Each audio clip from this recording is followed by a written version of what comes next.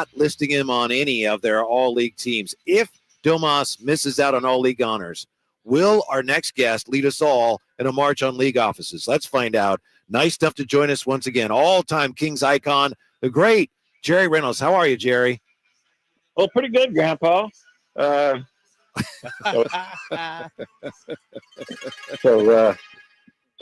there's that, you know. Yeah, I was listening to you and Kyle, and the thing I would say, I just kind of like you guys were talking about. To me, they've got to have three teams with three centers.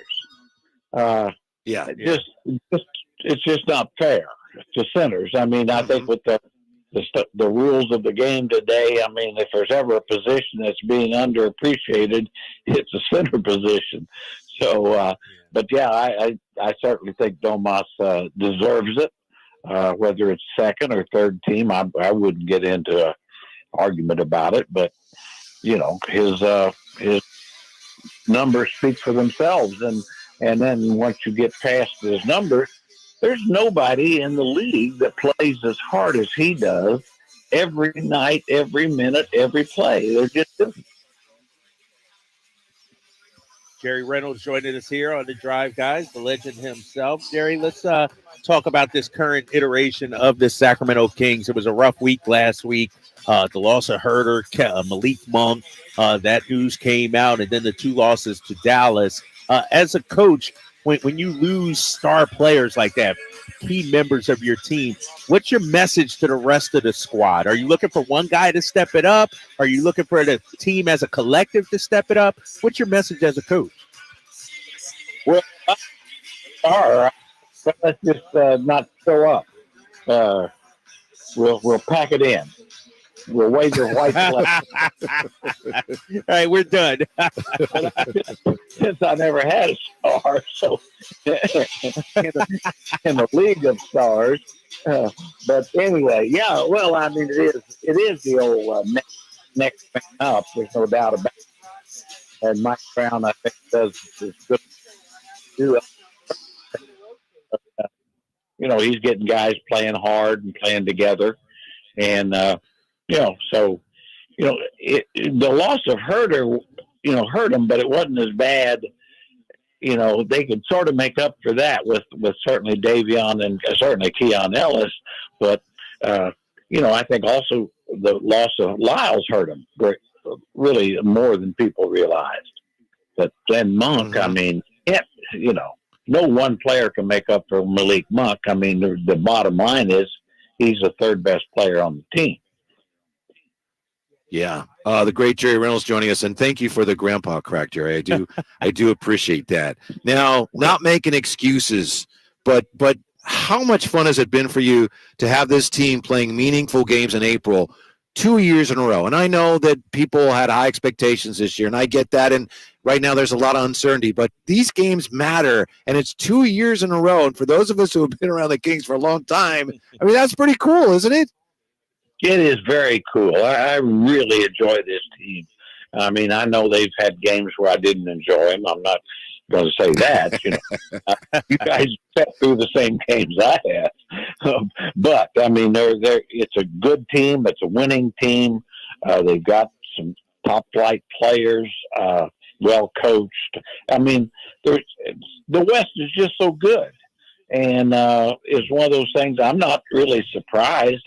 Quite honestly, I thought looking at the talent in the West, if other teams were healthy, I thought the Kings would have a tough time, certainly staying in the top four. And I thought they had a chance at 6. Of course, they still do.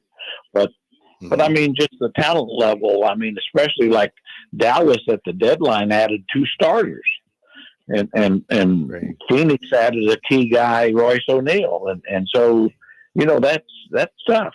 That's tough.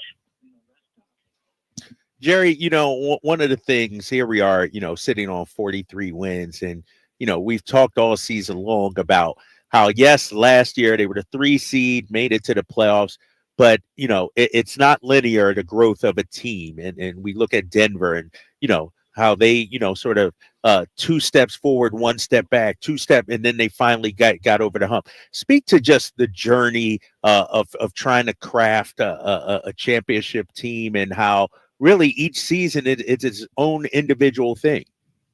Yeah, I can really make a good case. I always remember 1998, 99, I think it was the first year the Kings really became good with Jason Williams and Webb and Divock and those guys. The team was in a lockout season, was 27-23, and played the great Utah Jazz team at that time too.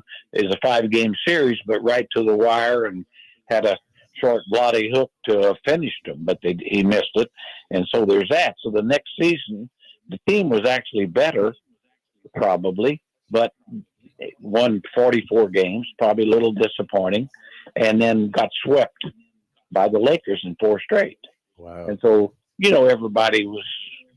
fans were a little down, but it was part of the process. And the next year, a few additions and subtractions, and the team won 55. And then, of course, had about 5 years in the 50s after that, or even 61 year, 61. So, but your point, Kyle, you're exactly right. It's a process. You can't know what you need until you go through it. And then the experience of going through it, makes you aware of what guys, are guys that you want to stick with and build around. Jerry Reynolds, our guest here. Jerry, without Malik, the Kings came at the Jazz with a very balanced attack Sunday.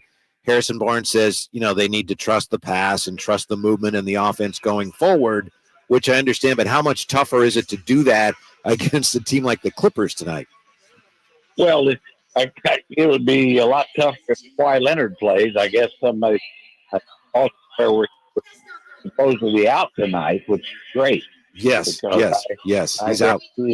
One of the 3 or 4 makers in the league. So him healthy like Adetokounmpo or Jokic or LeBron, I think. He's that category because he changes the game on both ends. And so at least, there is that. They can't replace him. And in my mind, the Kings, they got to come out and just play as aggressive as they can. Take their, you hope they're making their threes and, get the ball moving.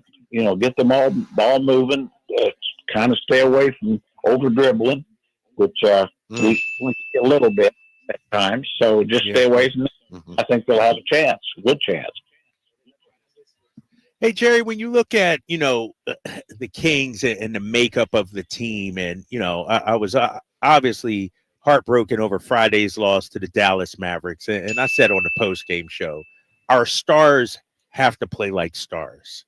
In the NBA, to advance, to be a good team, to be a great team, and specifically here in Sacramento, do we need Fox and Sabonis to be stars every night? Yes, I think so. Yes, Kyle, very good point. Yes, they do. I know what I'm talking about, Jerry. I know a little bit about basketball. I know what I'm talking about here. Oh, you do. I'm becoming a fan of you. So, thank you. And it's a star league. The teams that win big have some of the best players in the league on their team. It's been that way throughout history. And sadly, I know about history. I remember Oscar Robertson and Jerry Lucas like that. Yeah, I got an update on Jerry Lucas today, by the way. Oh yeah, I've been trying to track down Jerry Lucas. But speaking of stars, Jerry, this is an opportunity once again for Keegan, right? We saw it against the Jazz. There should be more shots available. Mike Brown keeps telling him, be aggressive, and now be more aggressive than we told you to be already. There's an opportunity, though, isn't there, for Keegan Star to really rise in the last 8 games of the regular season? There is, and he needs to grasp it, and certainly his teammates need to look for him more, help him.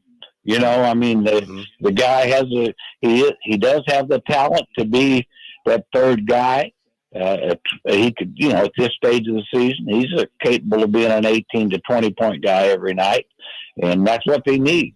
You don't have Monk, so really, I think he in particular is the key guy. And it's great to see Harrison Barnes being more aggressive too. I think both those guys can make a difference. So, yeah, it really is a case where Keegan, I think, has the ability, to do some things, more things, just with his skill set. And, he's a guy who just keeps getting better and better. I just think he's terrific. I think he'll, like I've said many times, his first 2 years, he's been better than Peja Stojakovic was.